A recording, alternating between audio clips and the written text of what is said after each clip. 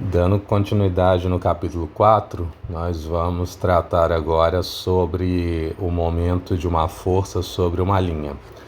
Então, lembrando que o momento é uma grandeza vetorial, toda vez que nós pensamos no momento, nós pensamos em uma tendência de causar um giro. Conforme essa imagem, eu creio que antes nós avaliamos esse volante em relação ao seu giro, com a força atuando de modo perpendicular à distância até o eixo AB, que permite o giro do volante com o consequente giro desse eixo. Nesse momento, a nossa ideia é avaliar o momento sobre uma linha ou uma direção específica, que seria basicamente a mesma coisa. Quando nós pensamos nesse tipo de situação, nós vamos avaliar a alteração agora dessa força para gerar um momento. Então, observem que a força agora atua em outra direção e nós queremos calcular o momento que ele gera sobre uma linha, que poderia ser a própria linha do eixo AB. É lógico que nessa situação será muito difícil que isso cause a tendência de giro do volante. Então, quando nós temos uma força aqui, que é a força F, que nós queremos calcular o momento que ela gera em relação ao ponto O, nós calculamos daquele jeito tradicional. RO vezes F vai me dar, ou melhor, ROC vezes F vai me dar o momento. Mas agora nós queremos calcular a componente do momento que está na direção da linha, no caso aqui a linha A. Então, o momento geral que nós temos, que é o momento O, ele vai ser a multiplicação vetorial do vetor OC por F. Mas quando nós pensamos no momento em relação à linha, no caso aqui a linha A, então vou colocar assim, o momento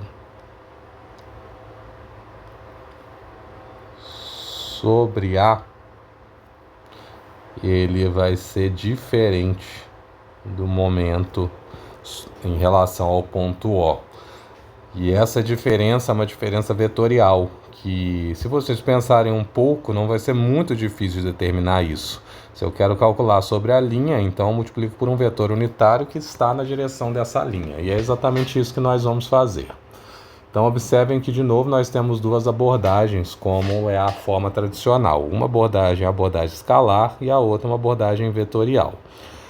Particularmente não gosto de fazer a interpretação de uma abordagem escalar para esse tipo de problema. Não é necessariamente simples fazer isso. Então, quando eu tenho uma abordagem escalar, eu vou avaliar as componentes de F. E essas componentes são, naturalmente, as componentes paralela e perpendicular. Então, quando eu olho para a imagem aqui, eu tenho uma componente paralela, uma componente perpendicular, sendo a componente perpendicular aqui em relação à linha, ou a distância que envolve essa linha, ortogonal. Observem que eu tenho aqui um ângulo de 90 graus, então eu consigo calcular esse momento aqui em relação a essa nova linha. Então, isso é uma forma de fazer essa interpretação. Também temos essa visualização aqui, mas aqui já é um tratamento mais próximo da característica vetorial. Então, quando eu avalio, na verdade eu vou colocar isso aqui até no meio, isso aqui está mais próximo da avaliação vetorial do que da escalar. Então, quando eu avalio agora o aspecto vetorial disso, eu tenho aquele momento, né, MO, característico. Observem que eu ainda vou calcular o momento em relação ao ponto O. A diferença é que agora, esse momento em relação ao ponto O, ele vai ser deslocado para a linha. Deixa eu só fazer uma alteração aqui. Na verdade, eu tenho a imagem do escalar aqui, eu não tinha visto. Aqui eu tenho a imagem escalar. Então, na abordagem escalar, nós temos essa situação aqui. Então, basicamente é o que eu estava mostrando nessa imagem, né? Eu vou tomar a componente perpendicular e vou tomar também essa distância aqui, de modo que eles formem um ângulo de 90 graus e eu tenho aquela característica básica para calcular do modo escalar. Um ângulo de 90 graus entre a força e o vetor posição. Agora, voltando aqui para a abordagem vetorial, ela é muito mais agradável porque eu vou tomar o meu vetor ROC normalmente, de forma vetorial, a força também na sua perspectiva vetorial, e para calcular esse momento em relação agora ao ponto, ou melhor, a direção A, esse momento em A, ele vai ocorrer da forma normal, né? Então eu tenho aqui o meu ROC vetorial F, mas eu vou multiplicar isso por um vetor unitário.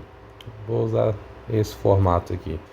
Então eu vou deslocar esse momento de forma vetorial na direção que é a direção A. Vou até colocar aqui que esse aqui é um RA, é um vetor unitário A, que é basicamente o vetor unitário que está associado com a direção A.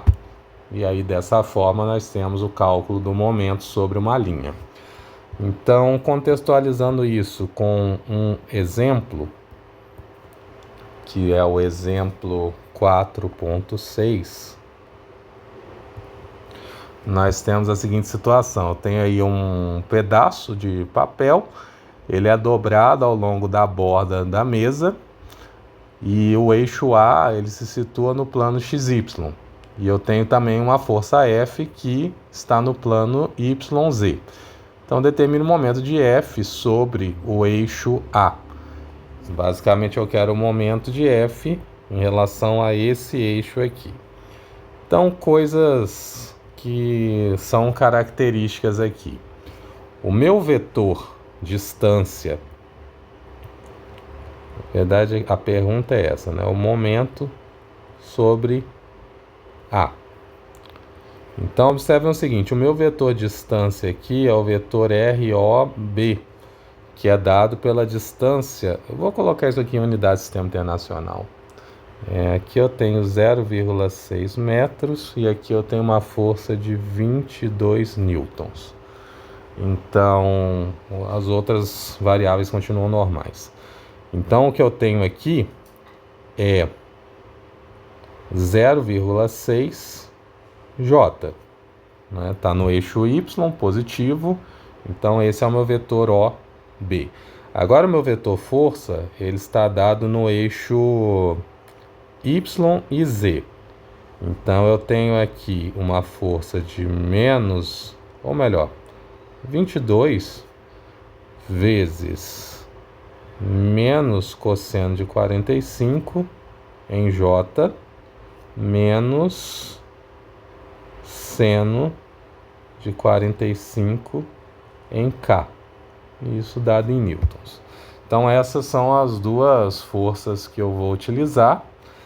A partir disso eu consigo montar o produto vetorial, que é o produto vetorial de R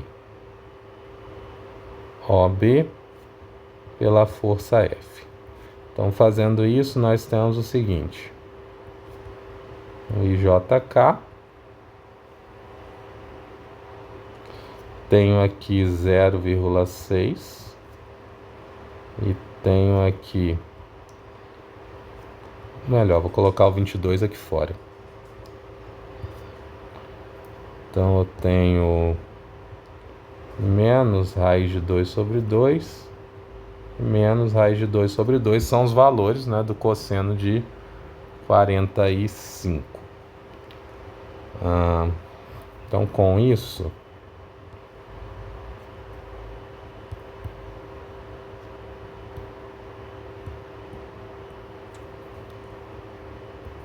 temos o seguinte: aqui eu vou ter um valor em I, os outros dois dão 0, e na volta nós temos todos nulos à volta. Ok. Então eu vou ter só o meu valor em I. E aí esse valor vai ser o seguinte. 0,6 vezes raiz de 2 sobre 2 negativo vezes 22. Então isso vai dar menos 9,33 em I Newton por metro. Então esse daqui é o meu valor do momento, mas observem que não é o momento em A, esse aqui é o momento em O, ok? Então o meu momento em O é menos 9,33 I newtons por metro. E aí, o que é o momento em A? Até vale a pena escrever isso aqui em cima também, né? O momento em A, ele é igual ao momento em O vezes um vetor unitário na direção A. Então, qual é o vetor unitário aqui da direção A? Se eu quero projetar os vetores que estão aqui nesse plano, né? Ou até observem que o vetor que eu obtive aqui, ele está em x, né? É um vetor momento em x. Se eu quero projetar ele sobre a linha OA, eu vou multiplicar ele pelo cosseno de 30 e vezes o seno de 30. Observe que eu só posso projetar ele no plano, ele não tem nenhuma direção aqui para Z. Então ele só pode ser projetado sobre o eixo X, né, modificado, e o eixo Y modificado. Então o vetor unitário que eu vou associar para fazer essa multiplicação vai ser, então,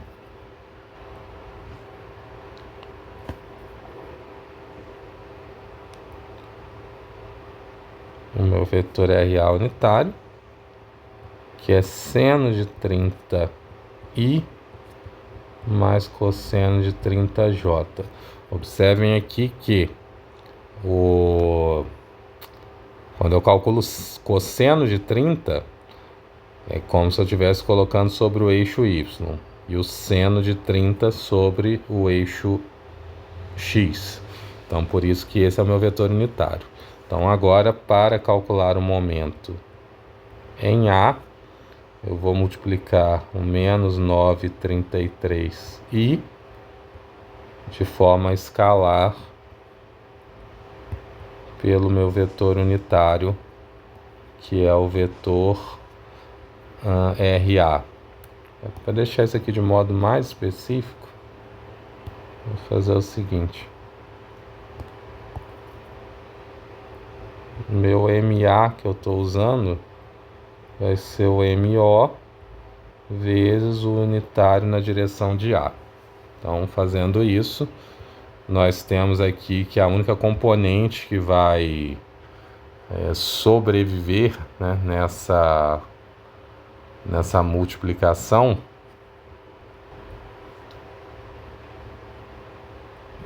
vai ser a I. E aí, fazendo essa multiplicação por seno de 30, eu tenho 4,66. Só um detalhe aqui, né? No caso, não vai ser um vetor, né? Na verdade, eu vou até corrigir isso aqui também. Isso aqui não vai ser um vetor porque é uma multiplicação escalar. Então, eu preciso obter um valor escalar. E aí eu tenho, então, isso em Newton por metro. Agora, aproveitando, para obter o vetor, o que eu posso fazer? Através deste valor, multiplicar de novo pelo vetor unitário. Porque aí sim eu vou conseguir obter o vetor. E aí eu vou colocar dessa forma aqui, ó. Agora, para obter o vetor unitário, ou vetor unitário não, para obter As componentes vetoriais do momento, eu multiplico o módulo do momento pelo vetor unitário associado à própria direção que eu descobri agora, né? Então, observem esse processo, porque isso aqui acaba sendo, às vezes, estranho, porque você está multiplicando 2 vezes pelo mesmo vetor. Eu tenho um momento em O. Para transitar um momento em O, de O para A direção A, eu preciso multiplicar pelo vetor unitário da direção A. Mas como isso é um produto escalar, eu vou descobrir um valor numérico escalar. Agora, desse escalar, para transformar ele em vetor, eu multiplico de novo pelo vetor unitário RA. E aí essa multiplicação aqui é a multiplicação de um escalar por um vetor. Então isso vai me dar um vetor. Então agora eu tenho aqui o menos 4,667 vezes o vetor unitário da direção. Aí agora sim eu vou obter 2 componentes. Então, vezes seno de 30, eu vou obter o 2,33. E vezes o cosseno, eu tenho 4,041 em J. Então, este aqui é o meu vetor na direção de RA. Ok, seguimos então com o capítulo 4.3. Em 4.3 nós vamos avaliar agora o momento de um binário. Então, a primeira coisa é o que é um binário. Uma das coisas mais importantes que nós temos na engenharia civil, especificamente, é o momento de um binário. O binário é um sistema de forças iguais e opostas. Então eu tenho forças, um sistema de 2 forças, né? Primeiro, as forças têm a mesma magnitude, então elas têm o mesmo módulo, quer dizer, elas são iguais. Depois disso, eu tenho a outra característica, que essas forças têm sentidos opostos. Então, observem isso na imagem, as forças são iguais, eu tenho a força F e a força menos F. Elas têm o mesmo módulo, afinal de contas são iguais. Eu vou até destacar isso aqui. O módulo de F1 é igual ao módulo de F2. Então, eu tenho 2 forças, mas eu posso chamar as duas de F, porque elas são iguais. Os sentidos são opostos. Então, eu tenho F e menos F, já que elas têm sentidos opostos. E elas são separadas por uma distância D, né? Onde D geralmente a gente usa para a abordagem escalar e o módulo de R nós vamos usar para uma abordagem vetorial. Representam, né, na verdade, a mesma coisa. Vou colocar isso aqui assim, um igual entre parênteses, né, porque depende da abordagem. Então, o que nós vemos aqui? A distância de F até F1 é essa distância D, que também é o módulo de R, mas isso aqui vai ser utilizado numa outra perspectiva. Observem que o objetivo do volante é rodar o eixo, né? Então, C tem uma distância até o eixo A. E E tem a mesma distância até o eixo A. Então, aqui eu tenho a distância D1, aqui eu tenho a distância D2. O conjunto dessas distâncias, a soma de D1 mais D2 vai dar D, que é esse módulo de R que eu escrevi aqui. O que mostra que a distância entre as forças é constante nessa situação. Mas o relevante é que a distância de F até o eixo que vai ser girado e a distância de outro F, que é o menos F, até o eixo que vai ser girado, são iguais. Dessa forma, eu posso escrever que D1 é igual a D2. E a soma desses Ds, né, que vai ser D1 mais D2, então a soma de DI vai ser igual ao D, que é o próprio módulo do vetor posição. Então, para calcular o momento de um binário, na verdade, nós não vamos usar a soma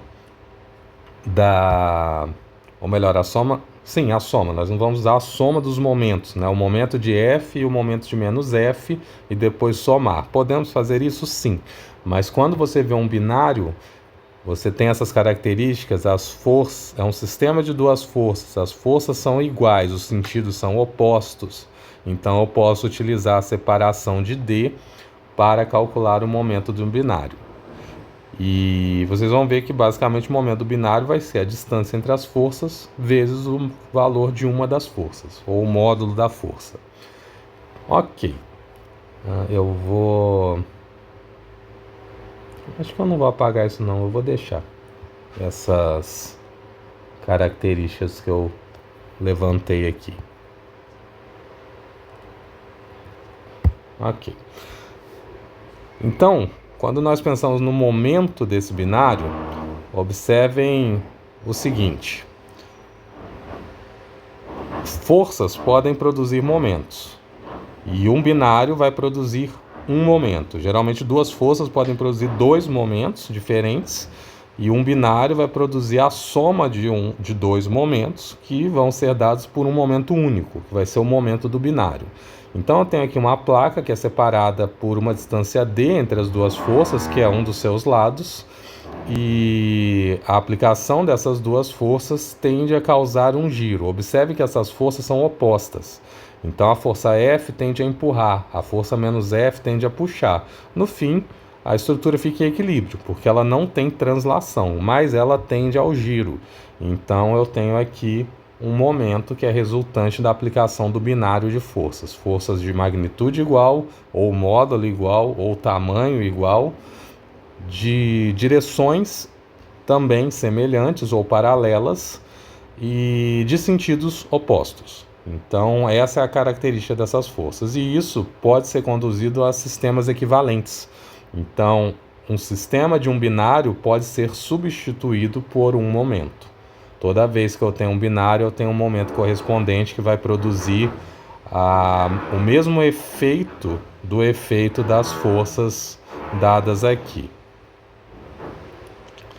E, de novo, nós temos duas abordagens. Eu tenho uma abordagem escalar e eu tenho uma abordagem vetorial. De modo diferente, vocês vão perceber que o momento de um binário, às vezes, é mais fácil na abordagem escalar. Então, diversas situações nós vamos usar essa abordagem. Então, nessa situação, eu tenho que o momento é, de novo, a distância vezes força. E aí é um produto simples. Mas a principal característica que nós temos, então, é que, na verdade, são duas, né? Uma é que o momento representado, ele é ortogonal ao plano, mas eu não vou escrever isso aqui pelo seguinte: a característica do momento é giro, né? O momento vai girar. Essa é a sua principal característica. A sua representação vetorial precisa ser assim por causa da característica do vetor, né? Eu preciso representar ele desse formato, mas escrever que ele é ortogonal talvez não seria legal. Agora, uma coisa que é certa e que nós vamos usar é que a força, ela é ortogonal a esse vetor distância. Então isso vocês já devem ter percebido a essa altura que sempre será uma característica importante isso. E basicamente essa é a abordagem escalar, tá? Bastante simples. Agora na abordagem vetorial, nós temos o seguinte: o momento, observem que ele vai ser dado pela multiplicação, né, do vetor AB pelo vetor F. Mas isso também é igual à multiplicação do vetor AB pelo vetor menos F. Qual é a característica fundamental que eu estou usando? Que a distância entre os dois vetores são iguais. e o módulo da força que vai ser produzido, ou melhor, o módulo do momento que vai ser produzido pelos dois vai ser igual. Observem que o sinal é irrelevante porque no produto vetorial esse sinal ele vai ser modificado de acordo com o momento que vai ser produzido. Se você usa a regra da mão direita, automaticamente você cai na abordagem escalar e aí você coloca o sinal de acordo com a situação. E agora, usando o produto vetorial na sua forma de determinante, aí nós vamos também obter já o sinal correto de acordo com a abordagem que é característica. Então, dessa forma, o sinal não é uma preocupação exata. Mas é interessante fazer essa abordagem de uma forma um pouquinho mais específica, porque eu quero mostrar para vocês por que essas duas equações são válidas. Eu tenho duas forças. Por que eu posso usar uma e dobrar a distância? Porque observem que RAB é o dobro da distância. Porque de B até C eu tenho a mesma distância que A até C. Afinal de contas, as forças têm a mesma distância entre o ponto C e módulos iguais. Então, nós vamos visualizar o que acontece para que essa equação seja válida. Então, observem o seguinte.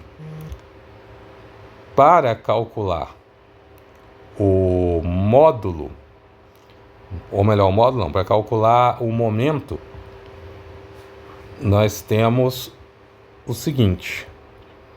O momento em relação a esse ponto C, ele vai ser o vetor R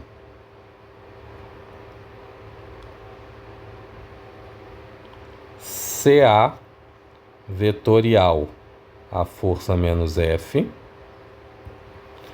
mais o vetor RCB vetorial da força F. E assim nós vamos fazer esse cálculo. Mas observem o seguinte, RCB é igual a RCA mais... fiz no lugar errado. RCA mais RAB. É isso aqui que eu escrevi, é o RAB. Então eu posso substituir o RCB por um RCA mais AB. Então observem aqui que RCB é igual a RCA mais RAB. Substituindo aqui na equação de cima,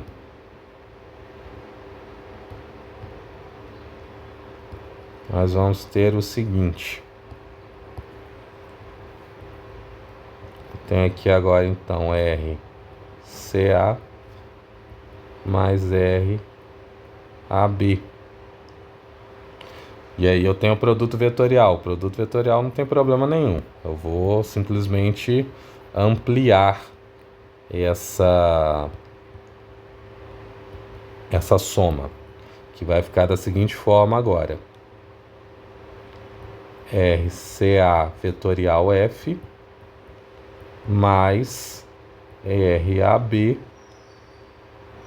vetorial F também. Então observem que RCA menos vetorial F mais RCA vezes vetorial F, eles vão se anular. São momentos opostos. E aí eu obtenho então que o momento em relação a esse ponto C vai ser RAB vetorial F, que é exatamente o que nós mostramos aqui nessa primeira equação. Então observem que, deixa eu só subir isso para não ficar muito próximo ali. Então observem o seguinte, essa expressão mostra o seguinte, que se eu pegar a distância entre A e B, que são os pontos de aplicação das duas forças do binário, e multiplicar por uma das forças, eu vou obter a mesma coisa que se eu fizer o cálculo completo, que é esse daqui. Então, por isso que nós usamos essa expressão de distância entre as duas forças vezes a força. Ok, então vamos visualizar alguns binários. Lembrando que os binários são equivalentes quando eles produzem o mesmo momento. Então eu tenho diversas possibilidades de binários equivalentes. Observem que eu tenho aqui um bloco, um prisma, que tem uma distância de 2A no seu comprimento maior e aqui uma distância de A. Quando eu aplico duas forças, eu tenho que o momento é F, é A, que é a distância, vezes F, qualquer um deles, porque são iguais. Isso vai gerar um momento que é o FA. Quando eu subo essas forças para a parte aqui de cima, o momento continua igual, vai ser F vezes A. Então eu continuo com este momento. Agora, se eu trocar as forças, observe que agora eu tenho a metade dessa força daqui, mas aplicada nas laterais. E agora a distância da lateral é 2A, não é mais A. E o que acontece com isso? 2A vezes F sobre 2 dá F vezes A. Então, eu tenho de novo o mesmo momento. E o que eu quero mostrar com isso? Existem diversas possibilidades de aplicações de forças, de modo que o momento gerado seja o mesmo. Observem que em todas elas a única tendência que eu tenho é a de giro, porque as forças são opostas. Essa empurra, essa puxa. O resultado final é uma tendência de giro. E a mesma coisa acontece com todas as outras. Mas o momento é um vetor livre. E agora aparece um conceito novo para vocês, que é o conceito de vetor livre. O vetor livre é um vetor que ele não tem uma posição fixa no espaço, ele tem uma posição variável. Então eu posso aplicar esse momento aqui, aqui, aqui. O efeito dele é o mesmo. Então observem que todas essas três figuras de baixo podem representar os três binários mostrados aqui em cima. Todas as situações, então, eu tenho tendência de giro anti-horário nessa figura. E assim eu coloco aqui para vocês uma definição, que é a definição de vetor livre. Vetor livre, ele possui magnitude, sentido, mas a posição ela é variável. Então é um vetor que não tem uma posição fixa no espaço. Eu posso modificar essa posição. Nesse sentido ainda, nós temos aqui sistemas de forças equivalentes. Então observem o seguinte, na nossa famosa batata da engenharia. Eu tenho aqui na minha batatinha um binário aqui de F1. Observe que F1 e menos F1 tem uma distância entre eles, então eu tenho um momento de F1. Eu tenho aqui um outro binário que é o F2, e aí eu também quero aproveitar essa figura para mostrar outra coisa. Eu posso ter 4 forças, 6 forças, 8 forças, e cada par de forças, 2 a 2, podem formar binários. Então, ele não é um sistema necessariamente que tem duas forças, tá? Eu posso ter vários binários no meu sistema e cada par de binários formar o seu momento. Então, aqui eu tenho então duas forças, dois sistemas de binários que vão formar dois momentos, dados pela distância entre R1 e a força F1 e a distância entre R2 e a força F2. Então, a partir disso, eu tenho aqui um momento novo. Ou melhor, eu tenho um sistema novo, um sistema equivalente. Eu tenho essas forças e elas podem ser substituídas por este momento. Mas lembrem-se que o momento é um vetor livre. Então, eu posso deslocar esse momento ao longo da minha estrutura e colocar os dois juntos agora. Como eu tenho dois momentos juntos, eu posso somar vetorialmente esses momentos para obter um momento equivalente. Então, observem que eu tenho três possibilidades. Um sistema que apresenta forças, um sistema que só apresenta momentos e um sistema que substitui os momentos por um momento sozinho, que é a soma de todos eles. A partir disso, nós vemos que o momento, ele vai, ou melhor, as forças produzem o mesmo efeito que momentos. Então eu tenho esse primeiro tópico. O momento ele pode não sofrer translação e ficar nos pontos onde nós esperamos, e ele pode também ser um momento único, onde eu tenho a soma desses binários. ou a soma da resultante dos binários que vai gerar um momento único. Que eu vou melhorar isso aqui da seguinte forma: a soma dos momentos em I, né, dos M's I, vão dar um momento total.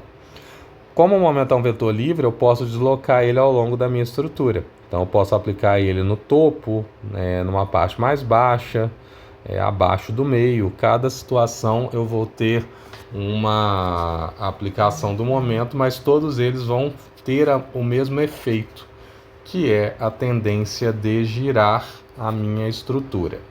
Então essa é a ideia teórica do nosso capítulo 4.3. E aí nós vamos fazer um exemplo referente a essa teoria. Então esse aqui é o exemplo 4.8, que nós temos essa estrutura, que é uma viga submetida à aplicação de duas forças, e eu tenho um binário de forças. Então eu posso determinar o momento desse binário. E aí existem várias abordagens para este problema. Observem que, se eu traçar uma linha aqui, continuando essas duas forças,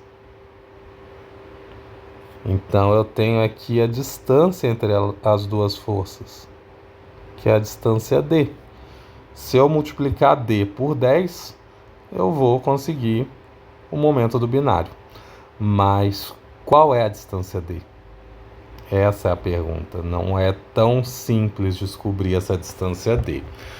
Lógico que a gente tem aqui um triângulo 3, 4, então eu posso replicar esse triângulo aqui.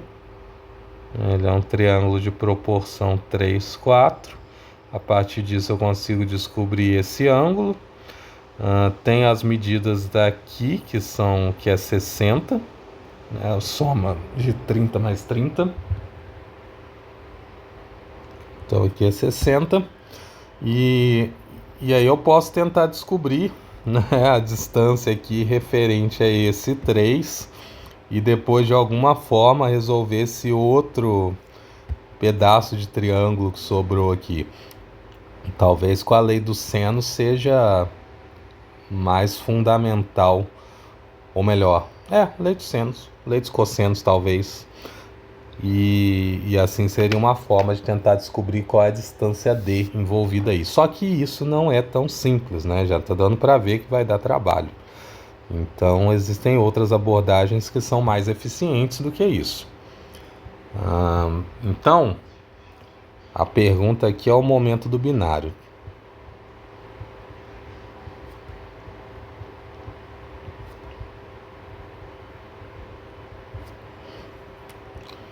Então temos outras abordagens. A abordagem mais efetiva que eu visualizo aqui é o seguinte: as forças podem ser decompostas. Então eu tenho aqui uma força nesse... Eu vou copiar essa figura. Mas vou diminuir ela um pouquinho. Então eu tenho a decomposição da força aqui, na vertical e na horizontal. Como é um binário, eu não preciso nem me preocupar com a outra de baixo. Eu posso tomar uma força só. Elas são iguais, afinal. Então observem que eu tenho um triângulo 3, 4, 5, Isso aqui também é importante. Então 3, 4, 5. E a partir disso eu consigo calcular as duas componentes da força, a componente Fx e a componente em Fy. Então Fx, as duas vão ser 10, 10 vezes. Em x, eu tenho aqui 3 sobre 5. E em y, então, eu vou ter 4 sobre 5.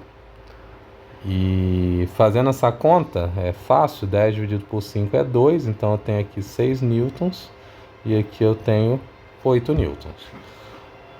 Assim, nós temos agora o seguinte: a distância horizontal entre as duas forças, ela está dada ali, ó, como 100. E a distância vertical entre as duas forças é a soma de 30 mais 30, que é 60. Então, com isso, eu tenho agora a possibilidade de calcular a soma desses dois momentos gerados pela força vertical e horizontal. Então, observem que eu tenho aquela regra, né? Horizontal, vertical, vertical, horizontal. Então, a força vertical, que é 8, ela vai tender a causar um giro horário, né? Observem ponta dos dedos no sentido da força, palma virada para o ponto, que é o ponto central entre as duas forças. Então, o giro é horário, negativo. A força horizontal, ela vai tender a causar um giro anti-horário, então ela é positiva. A partir disso, então, eu tenho que a força vertical é 8, a distância, então, horizontal é 100. A força horizontal é 6 e a distância vertical é 60. Então, esse aqui é o momento do binário. Vou colocar B, mas esse B não é do ponto B não, tá? Vou colocar BIM, para não confundir. Então, eu vou fazer agora a soma disso aqui, né? Que vai ser 800 menos 360, vai dar 440, mais negativo. Então, tem 440 newton por milímetro. Então, essa é uma abordagem para fazer o cálculo do momento desse binário. Uma outra abordagem, mas que eu não sei se vale a pena fazer aqui, é você utilizar todas as forças. Então, observem que se você fizer isso, eu tenho duas forças aqui e duas forças aqui. As tendências de giro continuam sendo a mesma, só que agora eu vou ter 4 componentes de soma, onde a distância agora vai ser 50 na horizontal, porque é a metade do caminho, e 30 na vertical, porque também é a metade do caminho, né? Isso se a gente considerar o momento do binário em relação a esse ponto central. Ok. Uma outra abordagem para isto seria a abordagem vetorial. E aí a abordagem vetorial é a mais interessante sempre, porque ela não deixa dúvidas. Então, nessa abordagem vetorial, o que nós queremos? O vetor distância entre o ponto A e o ponto B, que é o vetor RAB. Só que para fazer isso, eu preciso do ponto B e do ponto A. Então, B menos A me dá o vetor RAB. E a partir disso vem um detalhe interessante, que pode parecer muito discreto numa primeira vista, que é o seguinte: o ponto A e o ponto B não estão sobre a linha da origem. Você pode cair no erro que o ponto A tem 100 milímetros e o ponto B tem 200, mas não tem, porque o ponto B e A tem alturas também. Então, o meu ponto A ele tem 100 e 30 de coordenadas dos pontos. Agora o meu ponto B ele tem 200 e menos 30. Então isso aqui vai gerar um vetor um pouquinho diferente. Dessa forma, então, o meu vetor RAB vai ser B menos A. Então 100 I menos 60J. Ok? Agora, mesma coisa nós vamos fazer para a força F, né? Qualquer uma das duas. Como a abordagem vetorial, nós precisamos do vetor força, não do módulo da força. Isso é importante também. Então, a partir disso, a força F, nós já calculamos aqui as componentes, elas 6 em x e 8 em y. E o 6, que é a componente em x, como nós vamos usar a distância de A até B, então eu vou usar o vetor B. A partir disso, eu tenho que o 6 é positivo e o y é negativo. Onde aqui eu tenho unidades de milímetro e aqui eu tenho unidades de newton. Então, 6 para x, 8 para y. Agora, então, eu consigo montar o produto vetorial de RAB cruz F.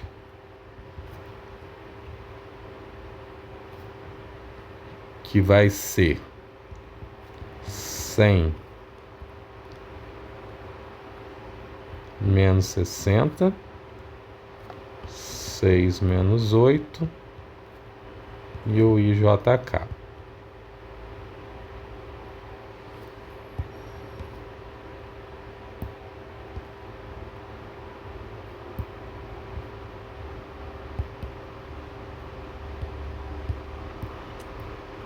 Então, observem que na primeira diagonal é 0, a segunda é 0 e a terceira vai me dar o valor. Na volta, a primeira e a segunda também são zeros e a terceira vai dar o valor. Por que eu já sei disso sem olhar?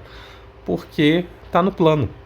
No plano, você só vai ter momento em um eixo.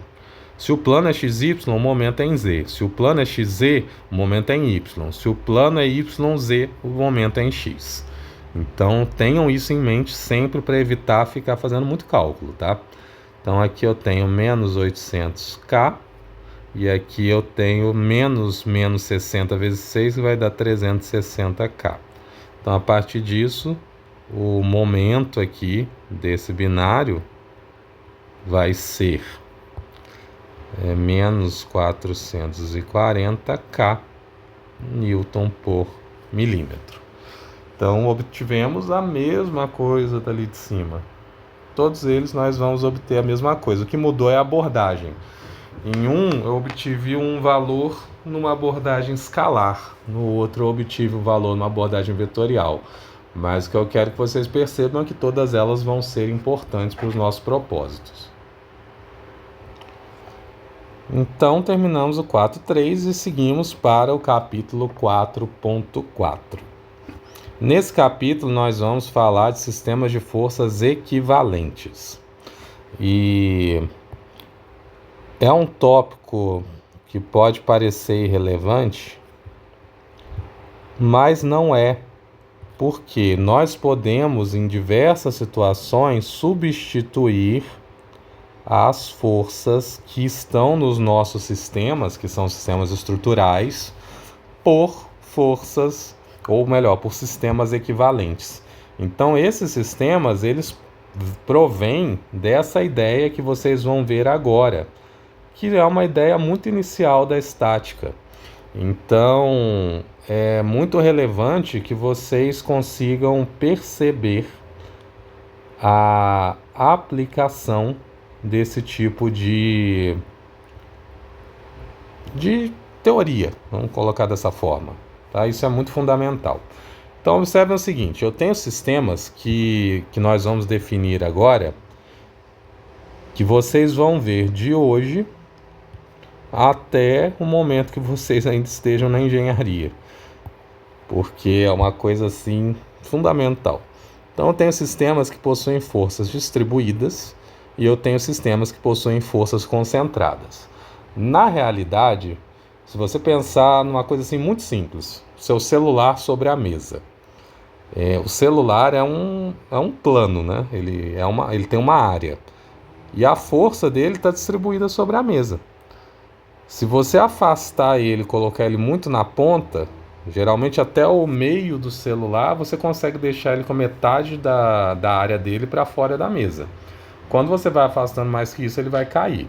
O que a gente vê? O celular tem uma área e o peso desse celular se distribui sobre a sua área. Então, ele distribui sobre a área na qual ele está apoiado. E se você pensar, basicamente não existe, assim, até existe, mas se você for olhar profundamente, não existe nada que não distribua sua força sobre uma área. Então, quando você coloca um pé de uma mesa sobre o piso, então você vai ter ali uma estrutura, eu vou até pegar uma aqui, você vai ter uma estrutura que é um cilindrozinho, né, pequeno. Só que por menor que ele seja, ele vai distribuir nessa área vermelhinha aqui, ó, uma força. E aí você tem estruturas pequenas e menores, até que elas sejam microscópicas, mas ainda ela vai ter uma área mesmo que microscópica. Então, na teoria, toda a força ela é distribuída. Mas vocês vão perceber que nós não calculamos forças distribuídas. Na verdade, mesmo que exista uma abordagem na perspectiva do cálculo integral e diferencial, para os cálculos você sempre vai precisar que a força seja concentrada. Então, mesmo que a realidade trabalhe com forças distribuídas, eu posso tomar o centro de gravidade dessas distribuições geométricas de força e, a partir disso, aplicar cada uma dessas distribuições como se fossem forças concentradas.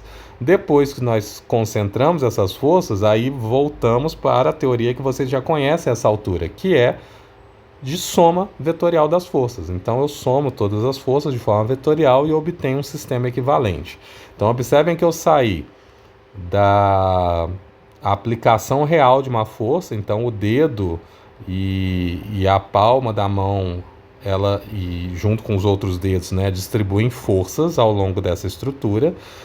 Essas forças distribuídas nós concentramos elas através de vetores e depois nós somamos a totalidade dos vetores de oposição. Então, a totalidade dos vetores forças da esquerda com os da direita. E aí nós temos uma força aplicada em cada uma das regiões. Então eu transformo forças distribuídas em forças concentradas. Nós vamos ter um capítulo dedicado apenas a fazer este cálculo, que será no capítulo 7, se eu não me engano. E a partir disso vem o conceito aqui da transmissibilidade de uma força. Dessa vez eu fiz questão de colocar essa parte teórica aqui bem descrita, porque isso é importante para entender como que as coisas acontecem. Então, voltando aqui para a nossa batatinha, o princípio da transmissibilidade ele está relacionado aos efeitos externos que vão ser sentidos em um corpo rígido.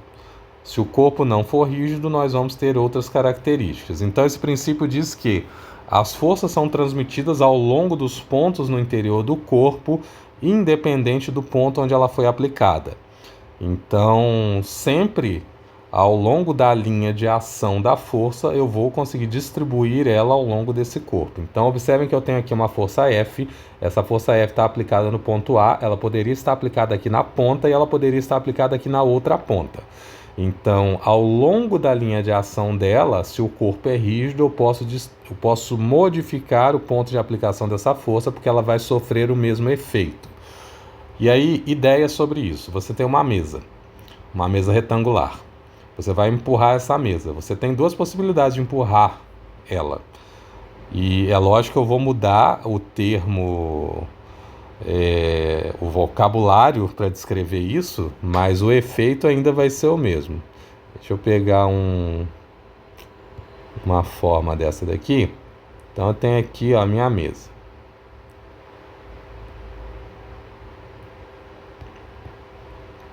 Essa daqui é a minha mesa e eu vou empurrar essa mesa. Então eu quero empurrar ela nesse sentido, de modo que ela ande para a direita. Agora vocês concordam que eu posso sair dessa posição e agora puxar a mesa por aqui? E o efeito vai ser o mesmo? A força vai ser a mesma? Então, agora ainda mudando, vamos supor que essa mesa tem um pino aqui no meio. E agora eu também poderia puxar ela ou empurrar por esse pino. E o efeito seria o mesmo, ela vai andar para a direita. E a força que eu estou aplicando pode ser a mesma em qualquer um dos pontos, pelo menos teoricamente. Então, o que eu quero mostrar? Ao longo dessa linha de ação, e qual é a linha de ação que eu estou determinando aqui? É essa. Então, ao longo dessa linha de ação, eu posso deslocar o ponto de aplicação da força e o efeito vai ser o mesmo, vai ser o deslocamento. Então, essa é a ideia do princípio da transmissibilidade. Mas esse princípio tem detalhes, né? Então, eu penso aqui em efeitos externos, né? Porque os efeitos externos de uma força aplicada a um corpo rígido são os mesmos. Quem são os efeitos externos? São as características que eu acabei de descrever. A força depende de aceleração. Essa força vai produzir uma velocidade de deslocamento e vai produzir o próprio deslocamento. Então, esses são efeitos externos sobre um objeto. Os efeitos internos são coisas que nós vamos ver depois, né? Nós temos um capítulo dedicado a forças internas. Então, quem são os efeitos internos? São as forças que o corpo suporta, são as forças internas e deformações. Lembrando que toda vez que você deforma um corpo, você introduz tensão dentro dele. Então, você introduz força porque tensão é força dividida pela área. Dessa forma, efeitos internos nós vamos ver depois. Efeitos externos são as coisas que nós já estamos trabalhando.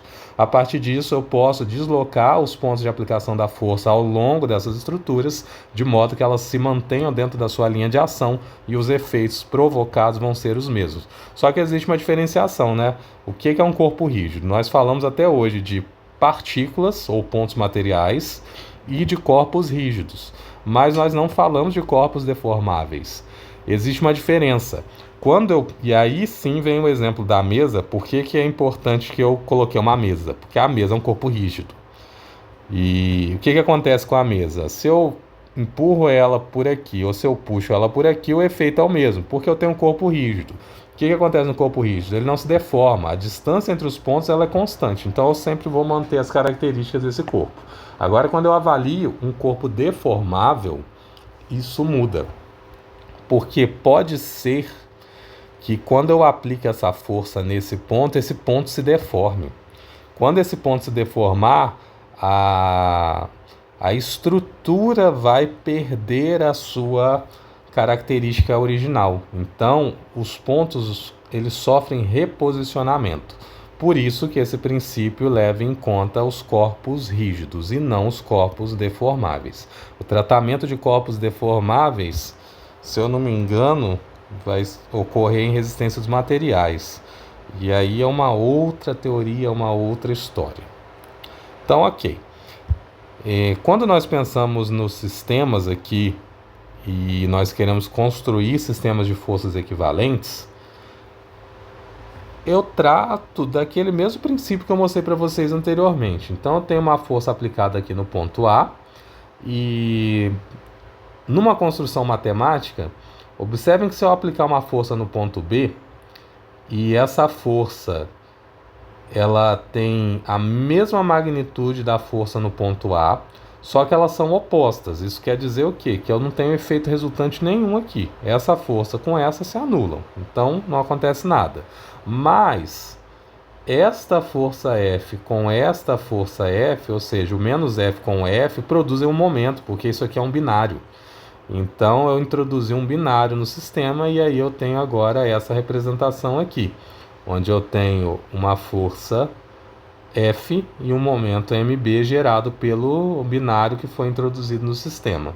Mas como o momento é um vetor livre, eu posso deslocar ele ao longo da estrutura. E aí eu tenho várias possibilidades de sistemas com forças equivalentes aqui. Então, nós podemos definir algumas equações que vão expressar sistemas de forças equivalentes.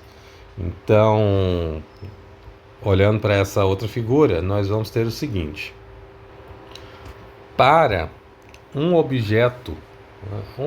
para uma estrutura qualquer, nós sempre vamos poder escrever as duas equações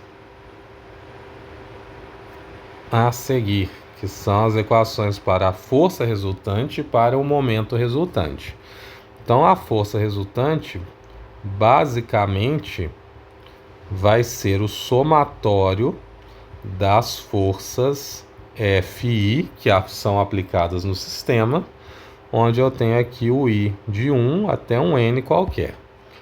Quando eu penso nos momentos, eu vou ter algo muito semelhante. Só que agora tem um outro detalhe. Observem na figura. Eu tenho aqui os momentos aplicados, então eu vou ter o somatório dos momentos, sem dúvida. Mas as forças geram um momento também. Então cada força que está aplicada no sistema gera um momento. Então eu tenho um momento relativo à força Fi, um momento relativo à força F1, um momento relativo à força F2. A partir disso, eu posso escrever a seguinte equação. O somatório do cálculo da multiplicação vetorial de vetores posição vezes forças I, de I igual a 1 até N, isso aqui são momentos, tá?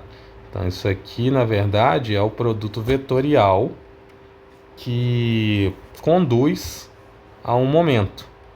Então, eu posso escrever o seguinte.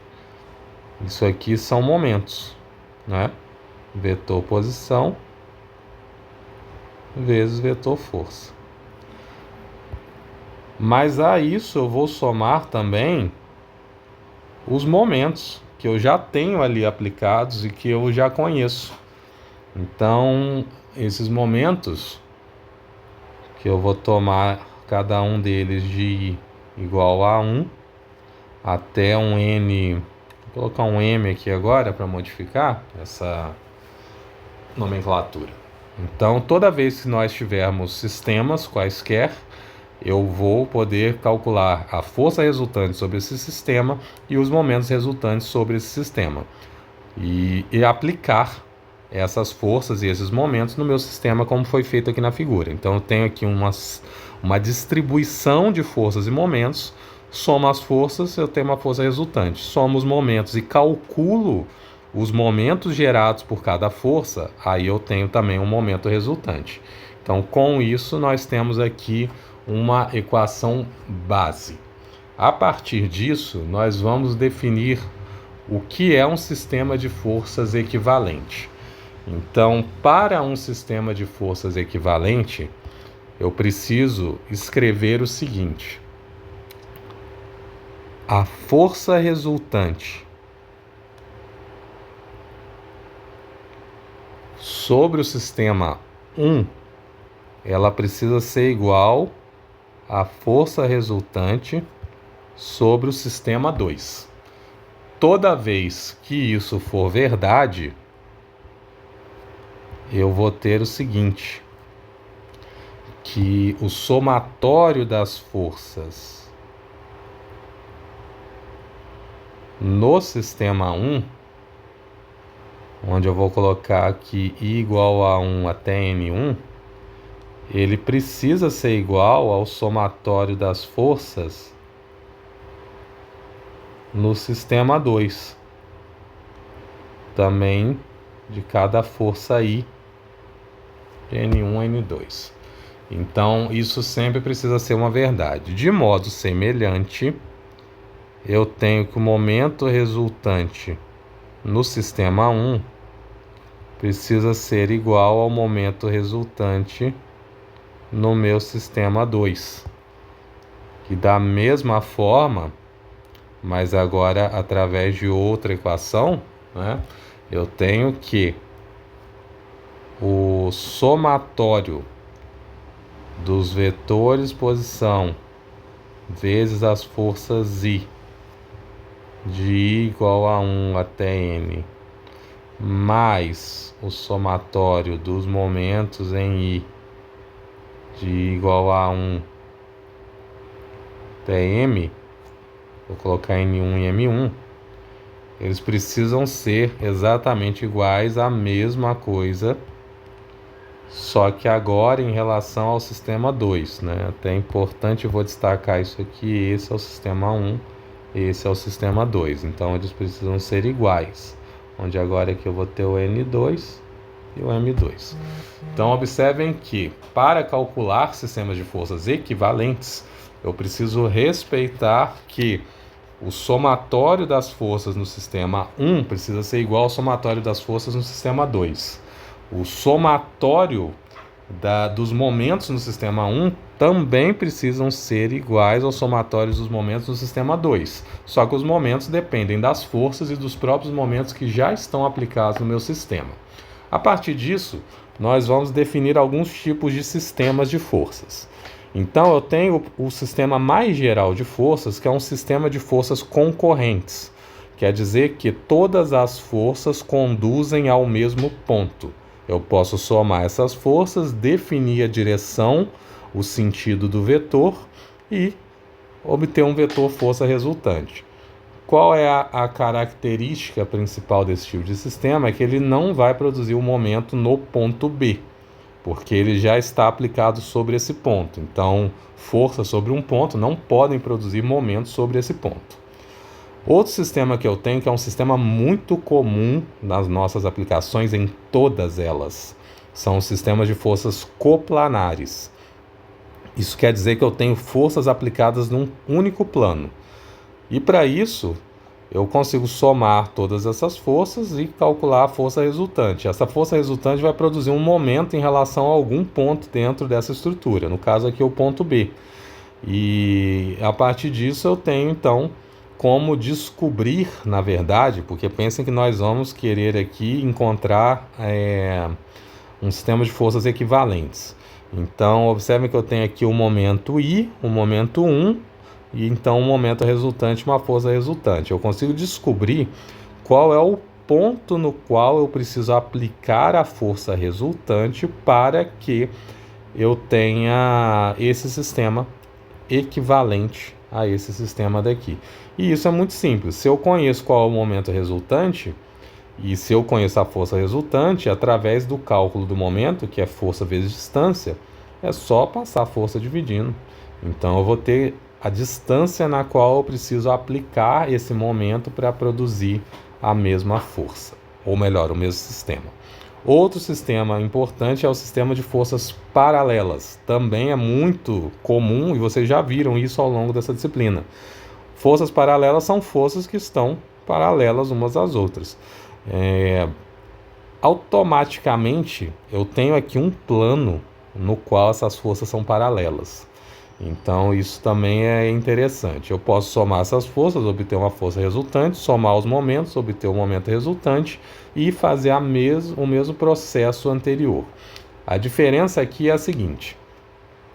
Nesse sistema, as forças estão no plano, mas os momentos são ortogonais a esse plano.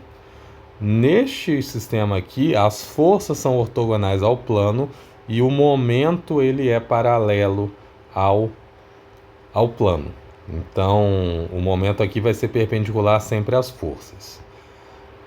E aí eu tenho a mesma situação, né? Momento é força vezes distância e eu posso calcular o ponto de aplicação dessa força para produzir um sistema equivalente.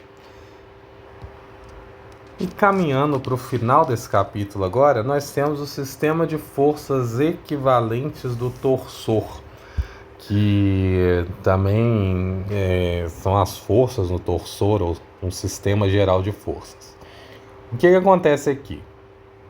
Basicamente é o que nós fizemos em alguns pontos ali atrás, e é um sistema onde eu substituo tudo que existe dentro dele por uma força resultante, por um momento resultante.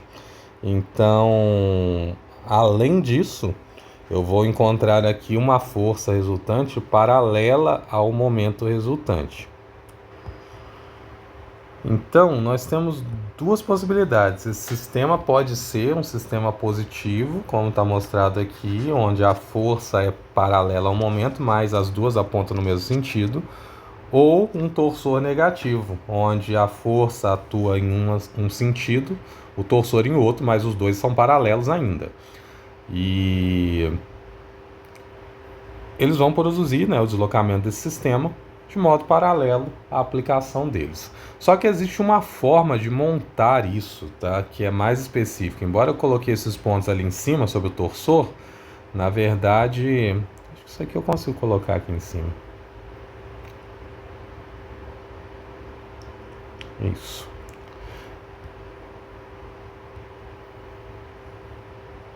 Pronto. Então, essa figura aqui de baixo, ela mostra essas características que eu elenquei aqui em cima. E aí é interessante a gente perceber o seguinte: num sistema geral, eu vou ter um momento resultante, ou melhor, um momento resultante e uma força resultante. Esse momento, como ele é um momento resultante, eu posso calcular quais são as suas componentes. Então, eu vou ter uma componente ortogonal e uma componente paralela à força. A partir disso, para que esse sistema seja equivalente a este sistema daqui, eu preciso deslocar esse conjunto força e momento paralelo a uma distância de modo que ele substitua o momento que está ortogonal a esse sistema que eu construí. E para fazer isso, nós vamos usar essa equação que está aqui.